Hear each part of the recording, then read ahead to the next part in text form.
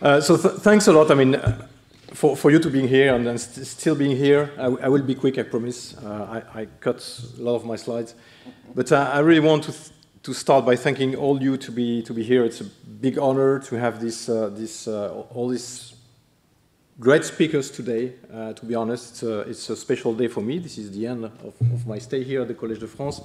It's a big celebration of science also. So I'm very honored, and I think we had a wonderful presentation today, and it's quite hard to wrap up or to finish up, right? So I will give you a bit of flavor of what we are doing in a lab, and I will try to wrap up and give some conclusion and thoughts for the future based on what we heard, which is a difficult exercise. So our interest is really in between designing polymer systems, mostly based on polypeptides, you will see. So that's we've seen a lot of examples of the use of peptides, polypeptides, or even proteins to build really cool materials today.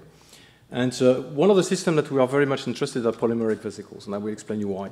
And what we do in the lab is try to balance the design that we do and push it forward as much as we can to translational clinic, basically. And also we try to develop more and more complex systems and understand how the system can self-assemble with the highest level of complexity, and going more and more into the dynamic self-assembly of the system. We heard a lot about that also today. I mean, self-assembly is not only making structure that are passive, but really interacting with the environment and eventually respond to the environment. So I'll give you a flavor of what we do and how we do that.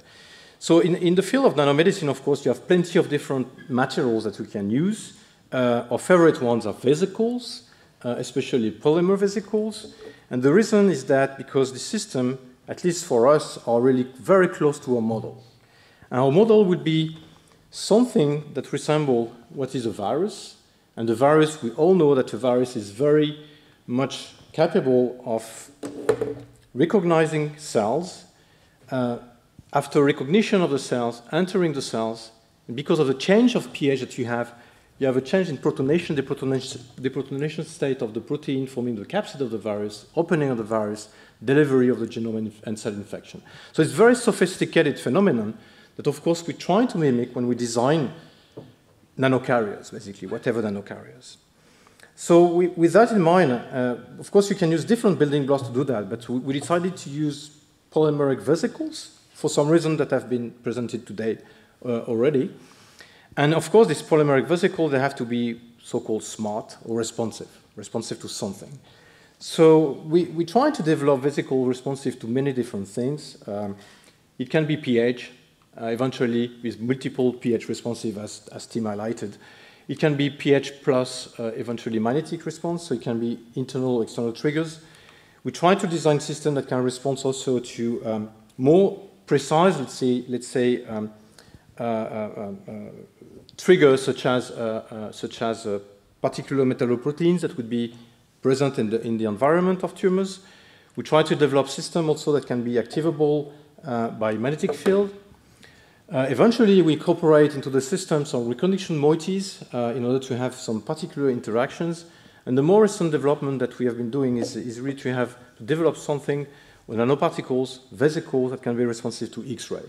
And this is what we are trying to transfer now to clinic in the context of the startup Dr. Nano. And here the idea is really to use X-ray to induce the delivery of drugs in a controlled manner in time and space and dose using clinically available X-ray system. So this would be probably the most promising technology that we had in hand over the last years.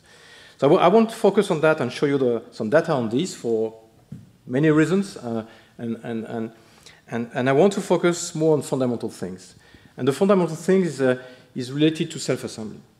And one of the challenges that we wanted to face is answering this question. Can we design systems more complex than that? Still vesicles, but vesicles made of a multi-component system, not only polymer, but eventually a polymer plus lipids or proteins, multi-compartmentalized, sorry. And this would mimic, of course, the internal structure that we have in cells and organelles. Ian has been presenting this morning. And eventually that at the multiscale. And of course, this is not enough because the cell is not just basically vesicle and vesicle, but they're all dynamic. I mean, they change their organization, their cluster, the different components on demand, basically to produce different species.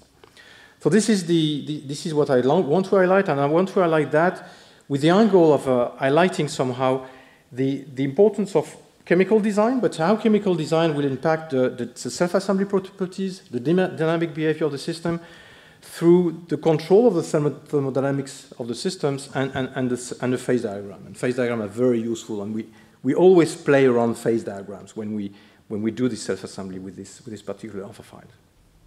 So, as Jan mentioned, we've been going step by step to more and more complex systems over the last 20 years. And we basically started to produce polymeric vesicles that were just compartmentalized systems with, here initially, vesicles in vesicles.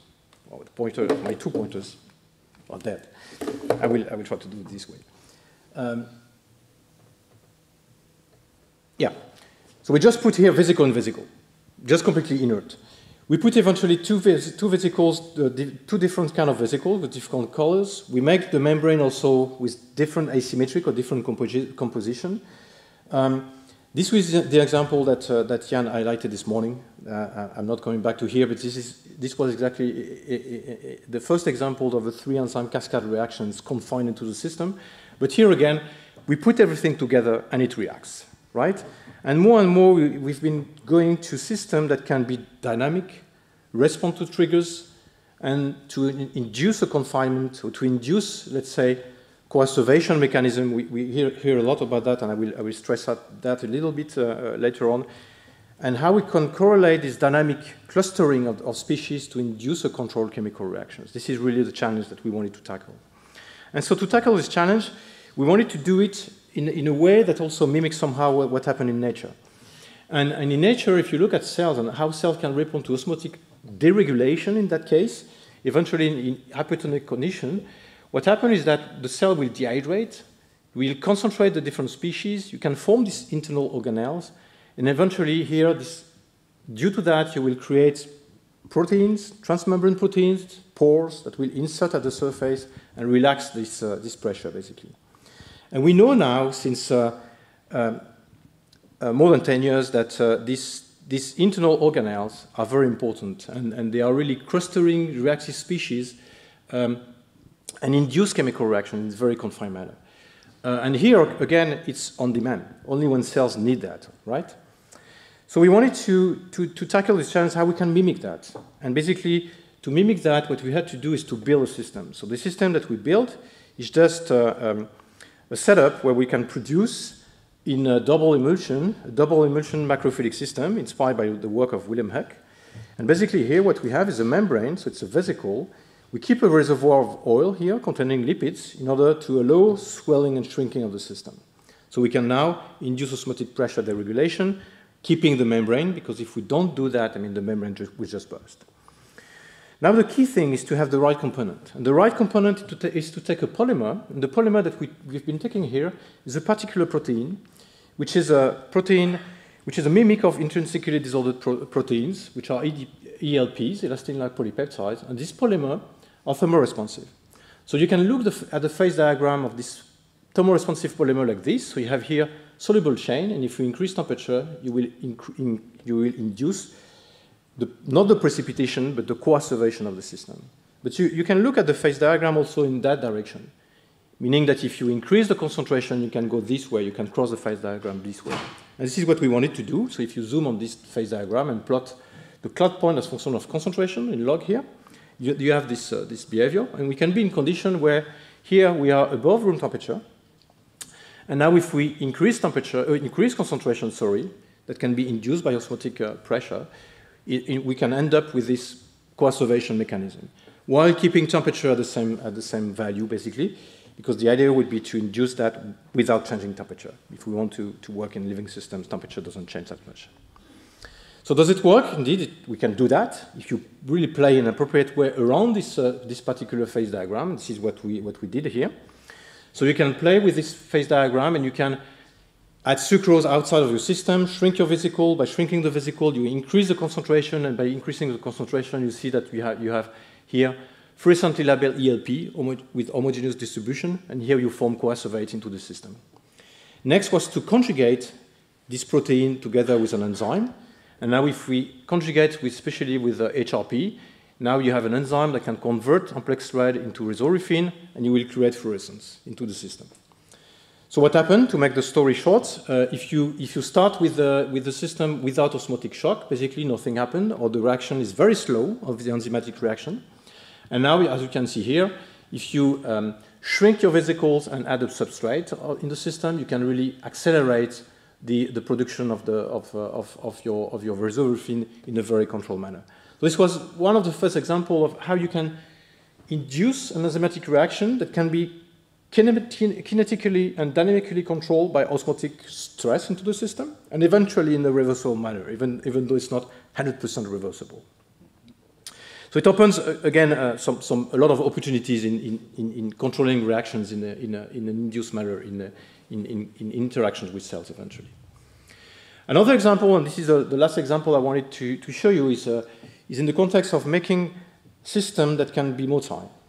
Especially systems that can follow or induce their own gradient of concentration to be motile due to chemotaxis. And the idea here is to basically follow gradient of, for example, glucose, that are very important in environment of some tissues, to direct nanoparticles to these organs or to these interfaces. So how to do that? To do that, I mean, you can use different building blocks, and I will only focus on vesicles. So you have to make vesicle asymmetric, because if you want to create a gradient, you need to create a dissymmetry of your vesicle. So you can do that by a phase separation that you can induce by mixing polymers or polymers and lipids. You can induce a shape asymmetry, and this is basically what Jan has been doing over the past decades, and it works nicely. You can also make hybrid of polymers and metal, basically. And eventually, you can make a combination of all of that. We wanted to focus on these polymeric vesicles because we wanted to keep vesicle intact to be able to load eventually hydrophilic and hydrophobic molecules together. And the key question here is how we can produce asymmetric polymeric vesicles in high yield. Not only, producing one or two that you can zoom on a nice microscopic image, but really producing them in a high yield, in a reproducible manner. So this is the challenge that Eloise tackled during a PhD. She just finished up. And here the idea is, again, very basic, very fundamental, and we come back to very fundamental things. The rationale was if we want to induce a phase separation inside the membrane, you can take the hydrophobic polymer or mix two polymers with the same hydrophilic block but with different hydrophobic molecules or the hydrophobic building blocks and just mix them together and assemble them together. Many people try that, and very often the systems are metastable. In other words, so you need to add some stabilizers at the interface, or you need to play in conditions so that the system has to be frozen or the system will be stable but for a very short period of time. So how can we make that more efficient, and how can we design the system in a more rational manner? And this is what we wanted to do. So the key thing is to, again, come back to very basic things. So this is the Gibbs free energy of mixing of the hydrophobic blocks, and we just described the system with that. And you know that if you have two block copolymers, or two polymers that you mix together, if the mixing energy is negative, they will be miscible, and if it's positive, it will be immiscible.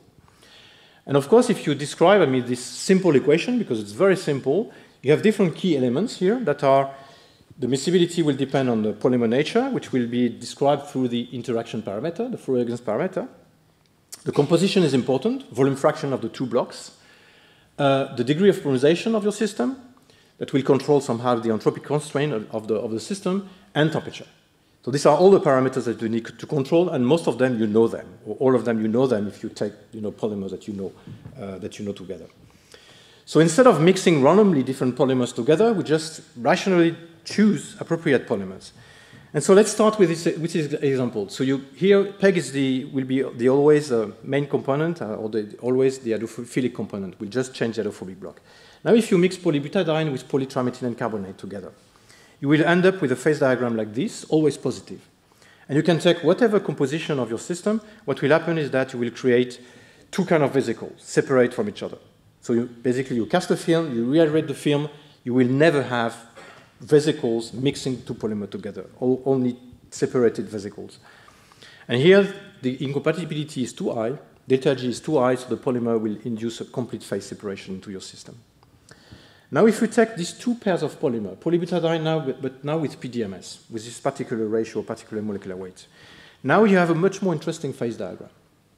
Theoretically, you have a slightly negative, positive value. You see here it's about 100 times lower, the positive value, and now you can have a negative point also. And here in that case, if you play in this 50-50 composition, you will end up indeed with asymmetric Janus-like vesicles, and this system are very stable, and again, high yield of production. It's 95% or 99% of vesicles which are like that. And so if you play with a now slightly incompatible polymer with a slightly positive delta G, you will induce a phase separation, but only inside the membrane. So how precise is that? It's very precise if you look at it. And now if you just change the length of the PDMS, and you see that we have a common polybutadiene, DP22, and PDMS will go from 23, 27, 36. So we started from the green point here. We are slightly positive. Now if you are just playing with a polymer that is a bit smaller, they will be homogeneous. This will be in that case. And if now your polymer is slightly with a higher molar mass, now you will have a phase separation, complete phase separation of your system. So it has to be very precise, very accurate. It means that you have to control also your polymerization in a very good way. Of course, it's all about thermodynamics, and you can easily play with temperature.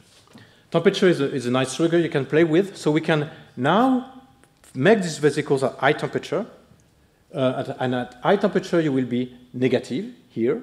So basically you will have vesicles that will be homogeneous. Here you have partial mixing, you have small domains of the different system. And after cooling down, you will induce the phase separation within the membrane without inducing a complete phase separation of the vesicles.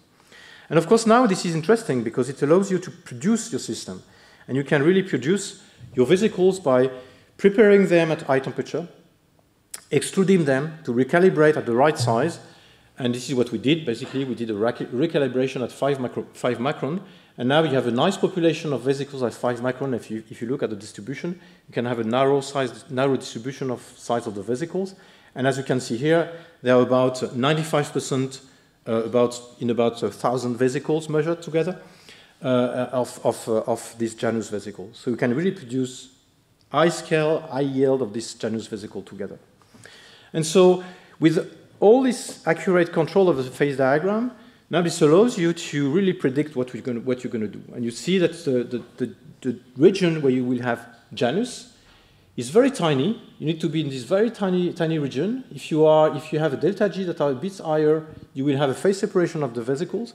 And even though you prepare them Janus, because you force them, they will phase separate. And the key thing here is that the Janus that we prepare in this condition are stable for at least 9 months. And they can be stable for probably longer time. So we are very close, basically, to the thermodynamic equilibrium of the system. So, of course, we do that, and I will not show you any results with that, but we do that to asymmetrically functionalize the vesicles in order to induce motility. And now we can really create high yield of this vesicle, asymmetric, and we can eventually look at collective motion of this vesicle and study a lot of interesting phenomena. So I just want to wrap up. I've been trying to be quick, but to wrap up, of course, the big picture of that is to eventually, and many people working on this protocell mimic is really to develop systems that can mimic cells, but mimicking cells is to, as Jan mentioned this morning, to understand some behaviors, but eventually to create something that can be useful, interact with cells, communicate with cells. There's plenty of cool things that we would like to address. And the key parameters are all here, is to control how the system self-assemble, how you will create a stable compartmentalization, how you will induce a dynamic behavior of the system, and of course playing with as compatible as possible building blocks that you're going to use. So I just want to finish up here, thank all the people involved in that work, my collaborators of the LCPO, all the students involved in that work that I mentioned already. I mean, collaboration is super important, and I'm very happy to collaborate with some of you. I would like to thank all the group. This is the photo that we had last year at the lab retreat. Everybody's look happy. And I'd like to thank you all for your attention. And again, thank you all for being here. This has been a nice time with all of you, and I really appreciate it to be there. So thank you.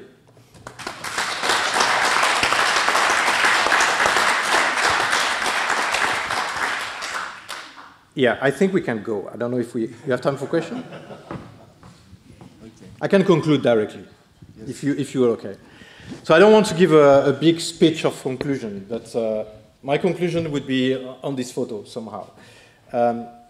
This is my last exercise that I have to do here at the Collège de France. So first of all, I really like to acknowledge the Fondation Bettencourt for the recognition of, for the funding of this chair, and the Collège de France for giving me this opportunity. This has been a very nice opportunity, and I think the spirit of the Collège de France and of this chair is really to provide science at the highest level to everyone.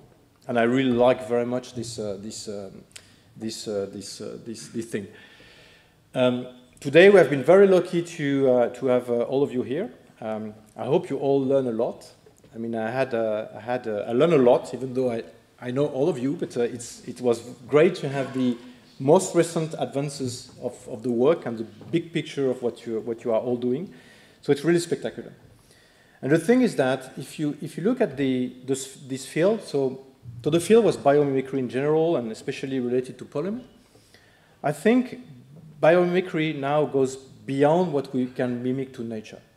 So for many years, we tried to get inspiration from nature, but I think we can go beyond that in the sense that we can create materials that can be eventually more sophisticated than nature. And we have been seeing a lot of cool examples today. Designing systems that can interact with nature is really nice. We also learn a lot about transition from making materials in a static way at the thermodynamic equilibrium. It's important, but getting out of that and playing with dynamic system that can be remodulated when interacting with the living system is really nice. And we have been seeing a lot of examples. Motility is nice from Sab's work. We've been seeing the nice example from Professor Kataoka's work also on how system can interact into blood flow and how this interaction can be tuned and can be played with. So it's really things that we have to consider for the future design of materials. I highlighted a lot polypeptides during all my different lectures here during my presentation. I think polypeptides, and proteins, for me, I mean, I do see all the systems together, right? They have the common feature. And these polymers go much beyond what you can do with classical polymers and plastics. You can do a lot of things. And Raffaele showed nice examples on how we can denature waste made of protein to create fantastic polymers. You can really accurately put information into the polypeptide, the peptide chain, to induce particular self-assembly, eventually dynamic self-assembly, in a very controlled manner. So I think this building block also have a big promise for the future.